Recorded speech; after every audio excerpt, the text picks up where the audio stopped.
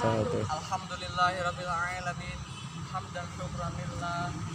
Nahmaduhu wa nasta'inuhu wa na'udzu billahi min syururi anfusina wa min sayyiati a'malina. May yuhdihillahu fala mudhillalah wa may yudlil fala hadiyalah. Asyhadu an la ilaha illallah wahdahu la syarikalah wa asyhadu anna Muhammadan 'abduhu wa rasuluh. Allahumma shalli wa sallim ala sayyidina Muhammad wa ala ali sayyidina Muhammad innabiyil mursalin sayyidil awwalin wa sayyidil akhirin wa ala alihi wa man tabi'ahu ila yaumiddin. Raditu billahi rabba wa bil islami dina wa bi Muhammadin nabiyya. Bismillahirrahmanirrahim. Alhamdulillah pada siang hari ini, sore menjelang sore hari ini, kita semua dapat berkumpul berwajah bersama pada acara kajian rutin Saka Pariwisata Pantai Bugis pada hari ini.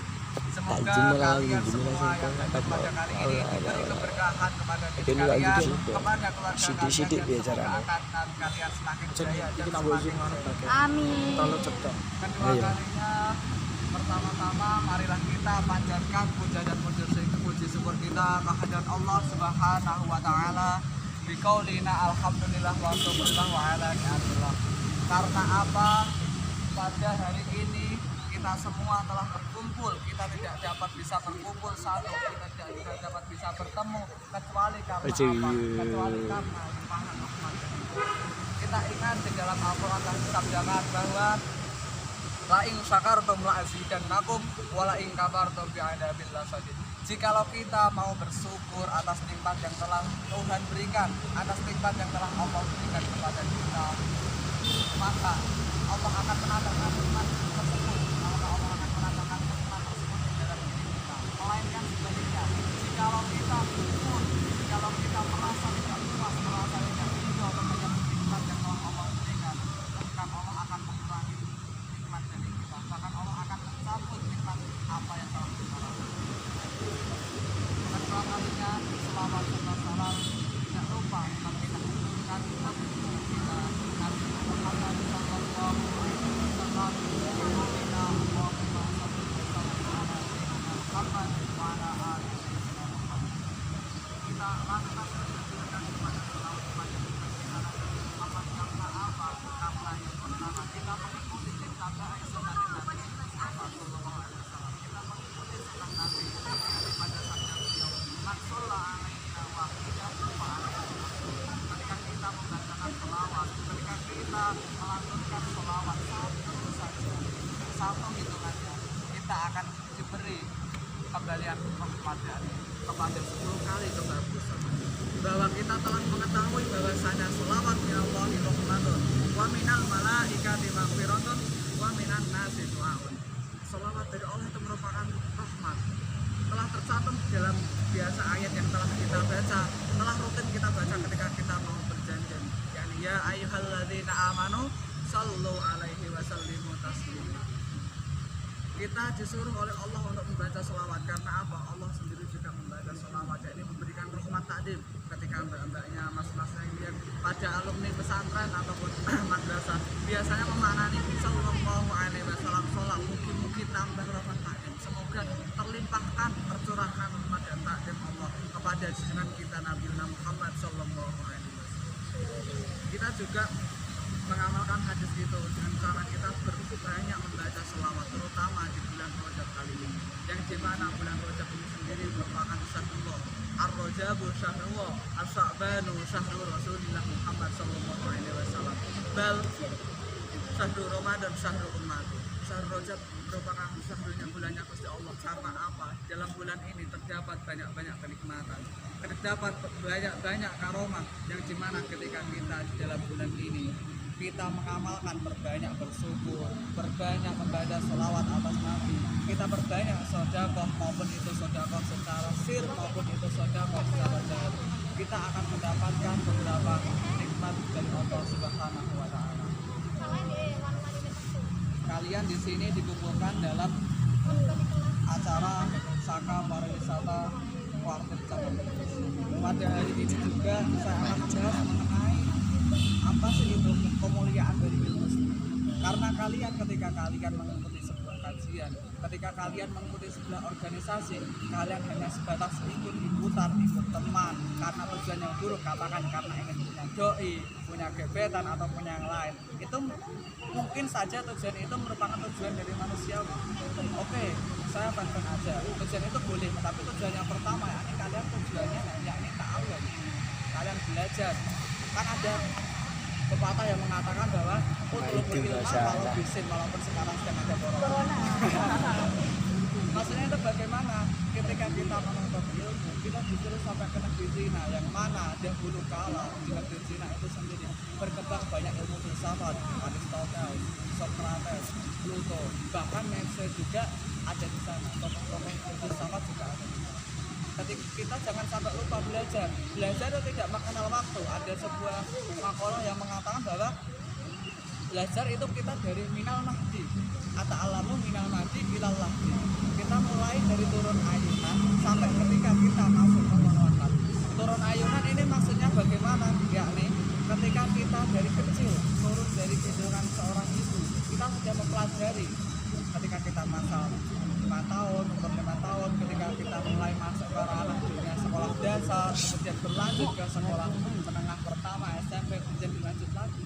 Dan di sini juga di naungan Saka Pariwisata merupakan suatu wadah yang dimana kalian semua dibentuk, dididik, ditempa untuk menjadi seorang kesatria.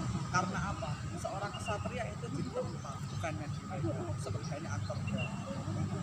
Kita di sini ditempa oleh berbagai ilmu kepramukaan, ilmu kesosialan, bahkan dari ilmu pramuka itu sendiri akan menjadikan suatu pundi-pundi amal ibadah kalian sendiri. Karena apa? Kalian tadi mengamalkan hadis Nabi dan mengamalkan perintah-perintah Allah dan Rasulullah Muhammad sallallahu alaihi wasallam. Qala Allah ta'ala fa'idallahu annahu la ilaha illa huwa wal malaikatu wa ulul ilmi qa'iman bil qist. Allah telah bersabda di dalam Qurannya bahwasanya Allah itu menyaksikan, Allah itu menyebut bahwasanya tidak adalah ilaha illahu, tidak ada Tuhan yang berhak disembah kecuali kepadanya, yakni kepada Allah sendiri. Dan yang kedua, wal malaikatu wa ulul ilmi malaikat disebut menduduki tab yang kedua, menduduki posisi yang kedua, sedangkan ulul ilmi ahli ilmu itu berlaku dengan adil. Ketika kalian sudah punya ilmu, jangan kalian menindas yang bawah. Ketika kalian sudah paham tentang ilmu hukum, jangan sampai kalian hukum itu tajam ke bawah, tumpul ke atas. Itulah yang terjadi di dalam negara kita saat ini. Rakyat kecil semakin ditindas, sedangkan para penguasa bebas terbatas. Itulah kalian menjadi di sini generasi yang dididik sebagai subhanul yaum rijalul qad, sebagai pemuda saat ini merupakan pemimpin masa depan. Kalian dididik di sini melalui organisasi Saka Pariwisata. Kalian dididik agar menjadi para pemimpin masa depan. Bagaimana kalian ini bisa menjadi pemimpin yang baik, terutama yang pertama, pemimpin dari diri kalian sendiri, yakni sholat individu. Ketika kalian ada sholat individu, contoh sholatnya baik, puasanya baik, kudiah bersama Tuhan itu baik, itu kalian sudah dinilai bahwa sholat individu. Yang kedua yakni menduduki bagian soleh sosial, yakni bagaimana kalian kepada sosial, kepada teman kalian. Contoh, ketika ada teman kalian yang sakit, kalian melakukan tradisi iyadatul marid, menjenguk orang yang sakit. Itu merupakan suatu bagian bahwa pelaksanaan dari soleh sosial. Yang kedua, ketika ada teman kalian atau saudara dari teman kalian itu meninggal, kita terbiasakan takziah. Nah, ini apa takziah? Kita mendoakan kepada orang yang meninggal, semoga dosa-dosanya diberi maghfirah oleh Allah, diberi gogrok dosanya, dan semoga seluruh amal ibadahnya dirofak oleh Allah, diangkat oleh Allah Subhanahu wa ta'ala. Mengingat sabda Nabi Ibnu Mas'ud, qala Nabi sallallahu alaihi wasallam Ibnu Mas'ud radhiyallahu anhu, dia bernama Mas'ud dulu saatan fi majlisil ilmi la tamassu qalaman wa la taktubu harfan khairal laka min ibti'al fi raqabah. Nabi bersabda kepada Ibnu Mas'ud radhiyallahu anhu bahwa dudukmu walaupun hanya sebentar di majelis ilmu tanpa memegang suatu pena apapun, tanpa mencatat suatu huruf sepeser pun di dalam catatan kalian, itu sama halnya dengan kalian memerdekakan 1000 budak. 1000 budak kalian merdekakan hanya dengan mendatangi majelis-majelis ilmu. Majelis ilmu bukan hanya majelis yang seperti hanya di masjid membentuk suatu halakoh, melainkan kajian-kajian kecil di kelas juga. Kalian itu termasuk majelis menyelesaikan suatu permasalahan, bagaimana kalian menyelesaikan masalah itu. Wana druka ila wajil alim khairul laka min alfi farosin. Dan melihat wajah orang yang alim itu merupakan suatu kebaikan tersendiri yang baiknya itu melebihi dari kalian bersodakoh 1000 kuda. 1000 kuda yang kalian sodakohkan itu tidak akan bisa seimbang, tidak akan bisa tidak akan bisa kumpul seimbang dengan kalian melihat orang wajah orang alim. Kita melihat yang bagaimana, bukan dengan dari wajah goreng, bukan dengan pandangan yang ngeselin, tapi dengan pandangan yang mahabbah, pandangan cinta. Oh, orang ini memiliki jiwa ilmu, walaupun katakanlah orang itu merupakan dari bagian rakyat jelata, tapi jika ada ilmu sedikit dari baik, lantas kita amalkan. Seperti ini, saya buat game singkat. Game kali ini kita berpedoman bahwa be positif, berpikir positif. Saya menyebutkan satu kata, silahkan kalian serentak menyebutkan satu kata yang ada di pikiran kalian mengenai satu kata yang saya ungkapkan. Setuju? Oke. 1, 2, 3, fokus. Saya menyebutkan satu kata, apa yang ada di pikiran kalian mengenai kata yang saya sebutkan. Silahkan ungkapkan. Pertama, api. Ada yang lain? Mari. Apa? Cahaya. Terus.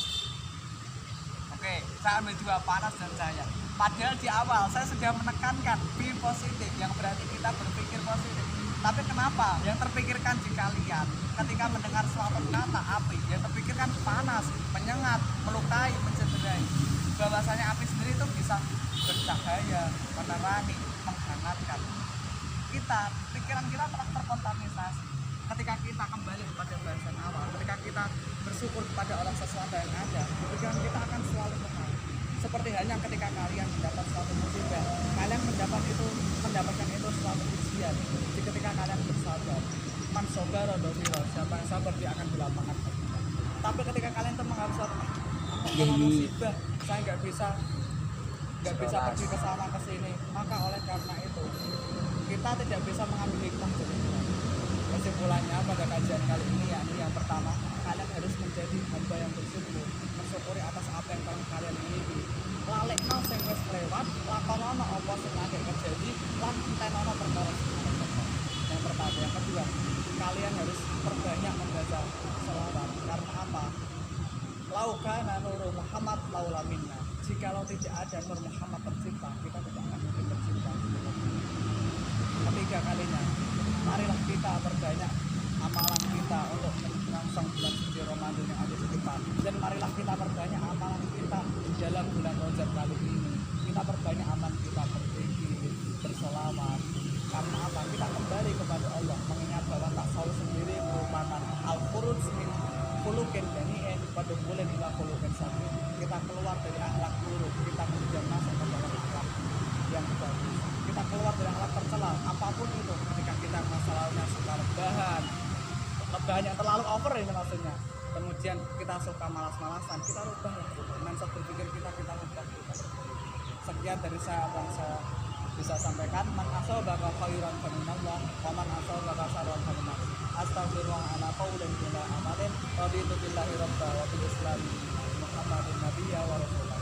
Assalamualaikum warahmatullahi wabarakatuh.